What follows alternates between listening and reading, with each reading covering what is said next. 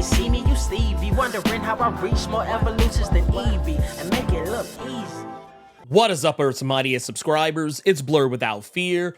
Welcome back to the channel. All right, today's video, we're going to be talking about Blade number 8, written by Brian Hill, with art by Elena Casagrande, and color by KJ Diaz. It's been a while, but here we are, back with another round of Blade. 3 issues have dropped since I last covered him, so let's dive in. For one, Blade is now more powerful than ever. Well, that would be if not for Jason Aaron's Avengers and some inconsistent writing from Marvel Creative over the last few years. In the issue of Blade number 6, Dracula teaches Blade how to harness his vampire powers in ways that he's, quotey fingers, never done before. He teaches him how to become Mist. This is a big deal, and yet not at the same time, because while it's important to note Blade is only half vampire, all of their strengths, none of their weaknesses, save for the thirst, he doesn't use all their strengths, at least not regularly. Dracula teaches Blade how to shirk his humanity and think like a vampire, and even convinces Blade he's not strong enough on his own to be able to do what needs doing, and that is taking down the Adana. Something we now learn may not be entirely Blade's fault for releasing onto the world, because Hulk, over on the Incredible Hulk side of things, under writer Philip Kennedy Johnson, has been dealing with something very similar, the Mother of Horrors. It's hinted they might be on the same side, maybe even potentially one and the same, or at the very least related, but that is something we'll have to go over into the Incredible Hulk side of things to suss out further, and I promise we'll get back over onto that side of things very soon. But either way, she must be stopped, and to do this, Blade must do the one thing he's never been crazy enough to do willingly, and that is drink Dracula's blood. Doing this unlocks new DLC abilities that allow Blade to do all of the classic moves that Dracula has long been famous for, namely turning into a mist form. Not only that, in issue number 7, we learn he can take on the form of a wolf. Now, we don't see him use the power to turn into a bat, like is often depicted with vampires, more specifically Dracula, but it's not to say that he can't do it. We just haven't seen him do it yet, but if he can do the mist form and the wolf form, it's very safe to assume he can turn into a bat. That is not anything that would be revolutionary either, because if you've ever kept up with Jason Aaron's Avengers or seen my previous video breaking down Blade in his entirety, and if you haven't, you can check it out up here, but Blade has turned into something very similar before. During the Heroes Reborn story arc, which kind of takes place towards the end of Jason Aaron's Avengers run, we see Blade turn into something very similar, an alternate form where he possesses wings and bat-like features and is more of a red and black demonic shape that we don't really associate with Blade. We've seen him do this before. Not only that, the whole idea of him turning into mist shouldn't be that much of a mystery either, considering that over in Jed MacKay's Moon Knight series, we've witnessed him teach Moon Knight confidant Reese, a 19-year-old woman who is a vampire herself. He teaches her how to turn into mist, almost if he knew how to do it himself. Now, once again, that issue of Moon Knight takes place before this Brian Hill written series, but it's just one of those deals where we have seen Blade do certain things in the past that sometimes I feel like writers tend to not either know about or just choose to ignore entirely, so I don't know. I feel like this is not that big of a deal for Blade, but it is a big deal at the same time for the simple fact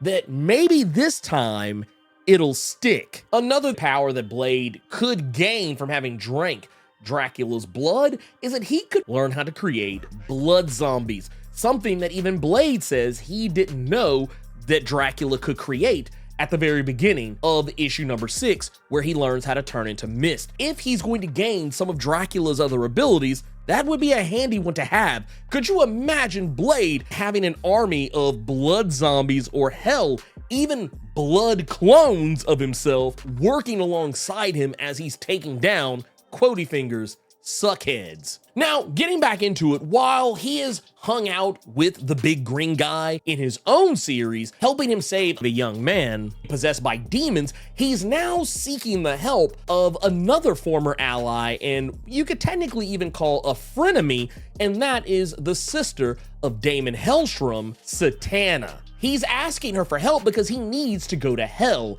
to find something to help him take down the Adana once and for all. The Lightbringer sword just isn't enough, and the only way into hell is to be dead, unless you know an all-powerful magic wielder who can just send you there without a lecture, and that would be Satana. But why go to hell?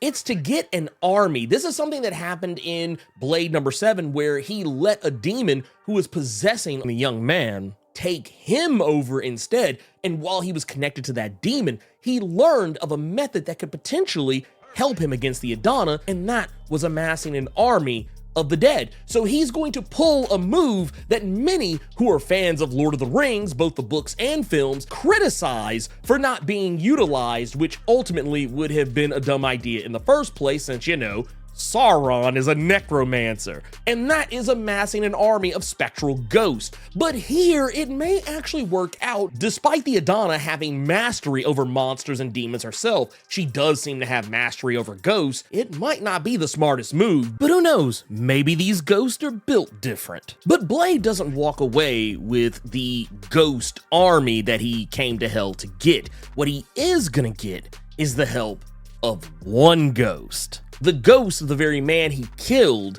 in Blade number 1, Draven, the same man that Blade killed in Blade number 1, who was supposed to be the one destined to kill the Adana himself. And he is in hell right now with Blade. Not because he died and went to hell, no, he did die, but he sent himself to hell willingly, even though he wasn't fated to go there, because he was trying to find some method to take down the Adana and send that to Rotha, who just so turns out to be his actual family. Now, I know in the first issue we talked about this, you know, them being related, but at the time it kind of seemed like one of those things like, oh, they're referring to him as Rotha's brother because it's some kind of a ceremonial thing, a kind of cult-like thing where you say, oh, this person is brother this person is sister that, I see this person as my brother, so on and so forth. But here we learn they actually have a familial tie, one that is not ceremonial, but because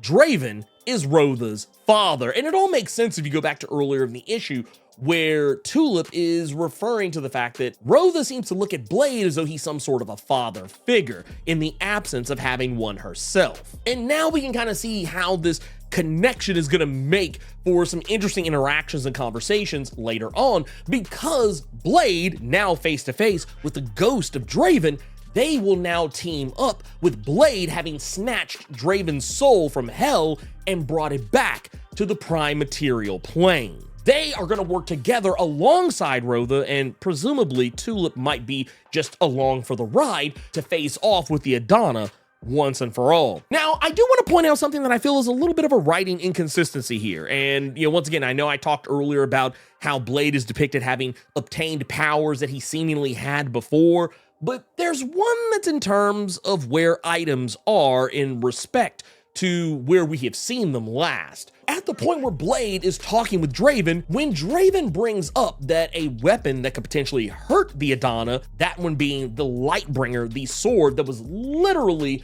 made for Lucifer himself, Blade cuts Draven off and says, "Been there, the Adana has that." That's kind of weird to me, considering the fact that the last time we saw the Lightbringer sword, Blade handed it over to Dracula. This is weird to me because in Blade number 5, while yes, the Adana did have the Lightbringer sword, she gave it back to Blade. So why is he saying that the Adana has the Lightbringer? Now, one thing she does have is the sword that Draven had, the sword that was supposed to be the only thing on Earth that could cut her, well, you know, other than the Lightbringer. That she does have. So I wonder if there was a mistake somewhere in there, or who knows, maybe there was something that happened in between issues that I didn't see. But to my recollection, the last person who had the sword was Blade, and once again, we see him handing it over to Dracula at the end of issue number 5.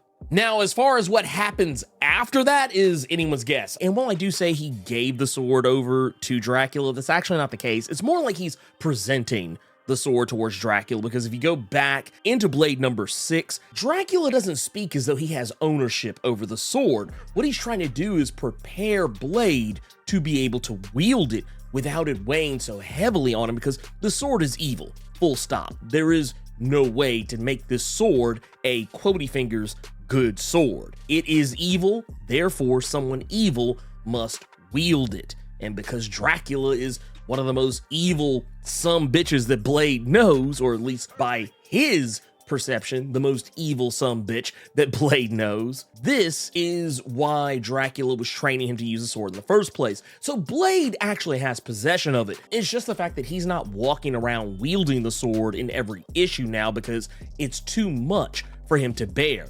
Even when he first lifted the sword, you could already see the struggle he was having in controlling it. I'm gonna wait and see if this is addressed in some way, shape, form, or fashion before I just really call it out for being just an abject mistake. But yeah, I'm curious to see where it goes, and if anyone else noticed it as well. Stuff like this happens all the time, but that doesn't make it any less shitty that it does, because it just makes things confusing. You guessed it, obligatory channel outro time. If you're not subscribed to the channel, consider doing so. Clicking that subscribe button and tapping that notification bell ensures that you get more videos just like this one, and you don't miss any of my other content that I drop throughout the week, plus my live streams every Thursday and Saturday. And if you enjoyed the video, make sure you click that like button, keep it plus ultra, and sound off in the comments.